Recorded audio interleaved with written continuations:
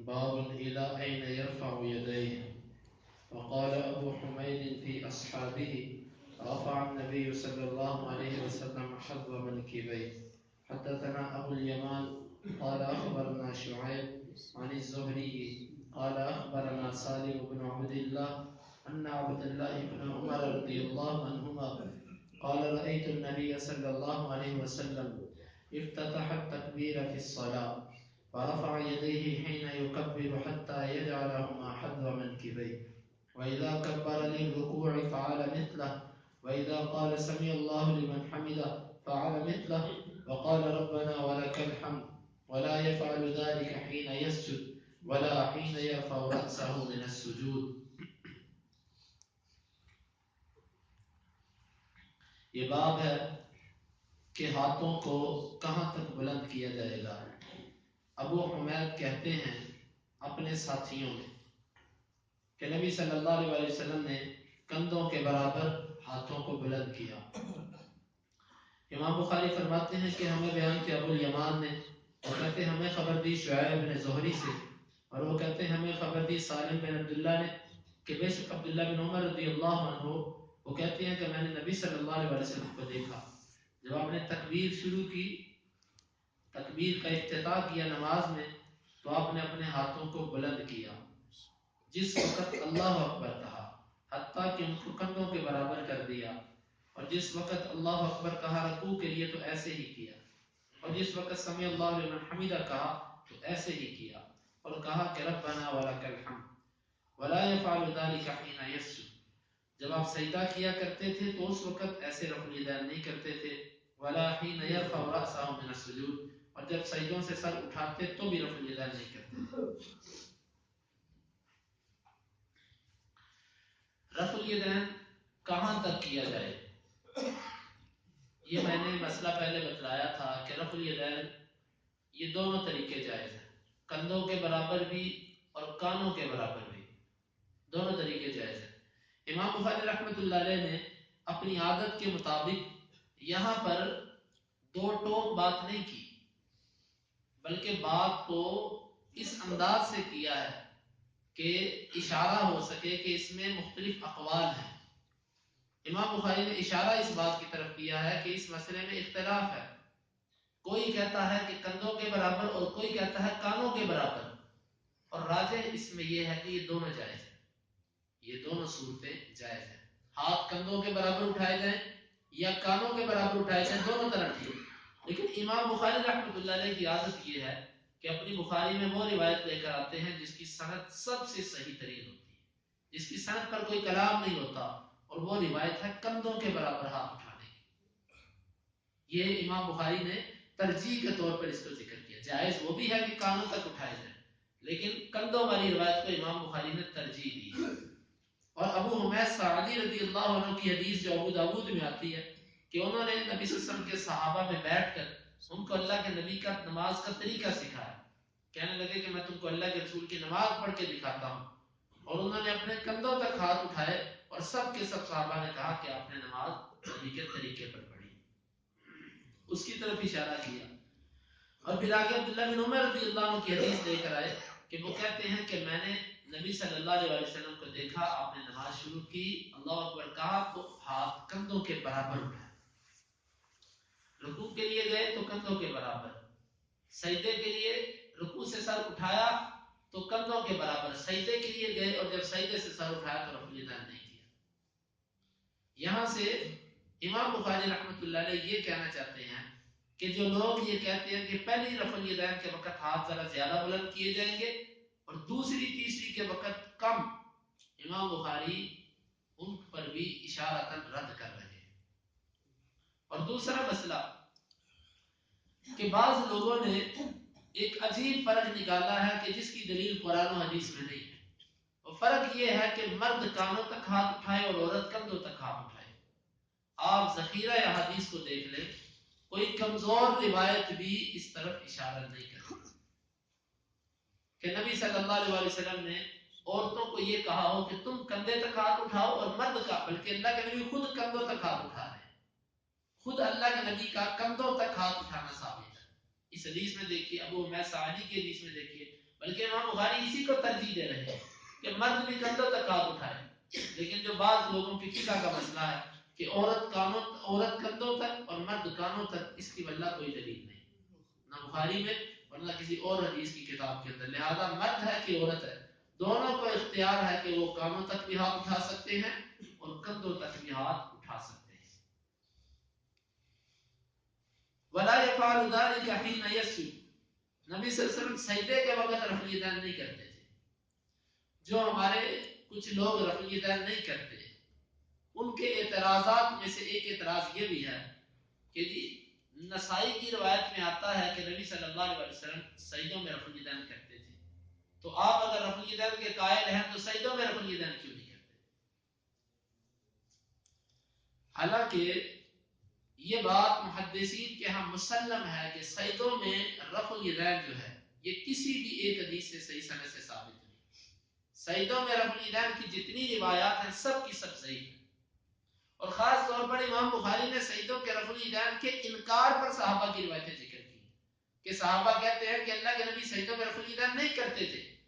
اور اگر اتنی صریح روایت بخاری کی، اس کے مقابلے میں ایک ضعیف روایت لا کر یہ کہنا کہ اگر رفع الیدین جائز ہے تو تم سجدوں میں کیوں نہیں کرتے، یہ سینہ زوری ہے، یہ تحکم ہے.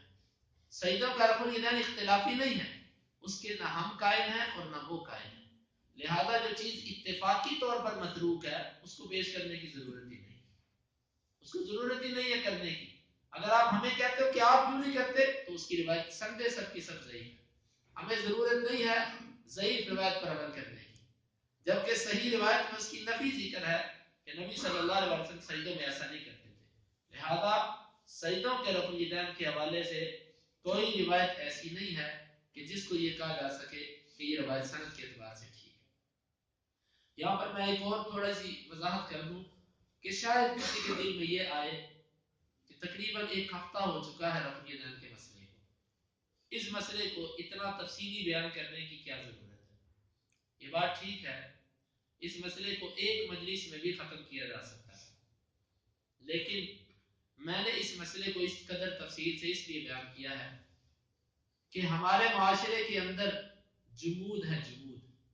جو بندہ جس عادت پہ لگا ہے وہ اس کو چھوڑنے کے لیے تیار نہیں ہے.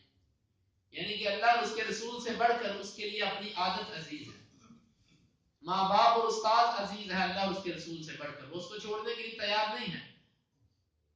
نماز نبوی کا اہتمام اس قدر ہے کہ نبی صلی اللہ علیہ وسلم کے زمانے میں مسجد نبوی کے اندر اللہ کے نبی کے سامنے ایک صحابی نے آ کر نماز پڑھی تو آپ صلی اللہ علیہ وسلم نے اس سے کہا کہ ارجع فصلی فإنک لم تصلی، تو واپس چلا جا، تو نے نماز نہیں پڑھی.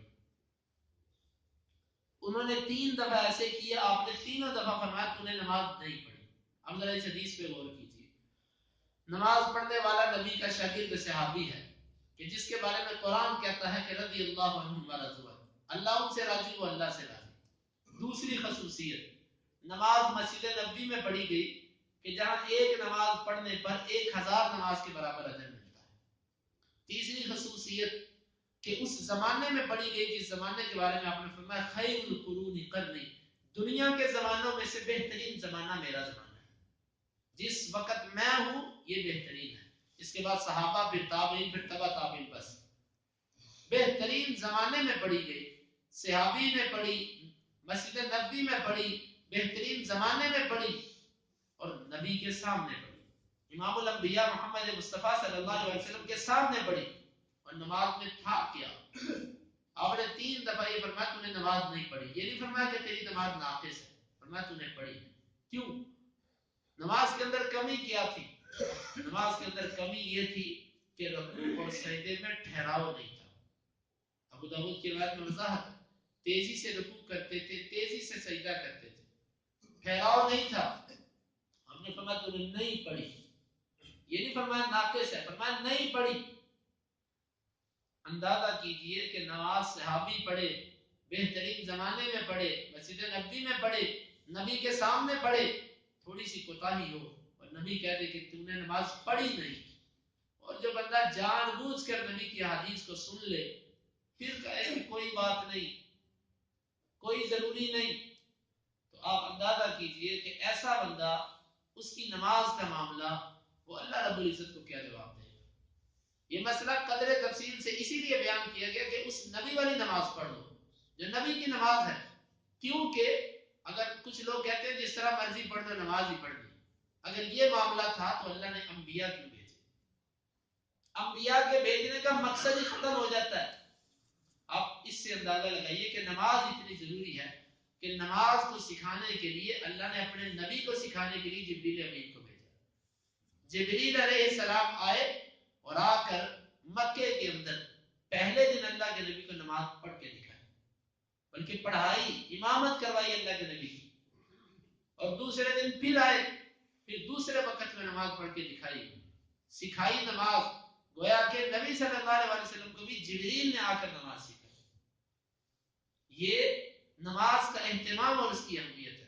نماز میں اپنی مرضی نہیں ہے کہ رفع الیدین کرو نہ کرو جیسے مرضی کر لو، ہاتھ اوپر باندھو نیچے باندھو کوئی مسئلہ نہیں ہے، فاتحہ پڑھو نہ پڑھو اپنی مرضی. یہ مرضی کی بات نہیں ہے، یہاں پر مرضی اللہ اور اس کے رسول کی ہے. اپنی مرضیاں دین کے اندر نہیں چل سکتی. میرے بھائیو اگر کسی کے ذہن میں یہ بات ہے تو وہ یہ مسئلہ قدر تفصیلاً اسی لیے بیان کیا گیا کہ نبی سے زندگی میں ایک مرتبہ بھی رفع الیدین کا ترک ثابت نہیں ہے. لہذا جو نبوی نماز پڑھنا چاہتا ہے وہ اپنے ماضی کی زندگی کو نہ دیکھے، وہ اپنے دیگر معاملات کو نہ دیکھے، وہ دلائل کو دیکھے. اگر وہ دلائل سے مطمئن ہے تو پھر وہ رفع الیدین کرے.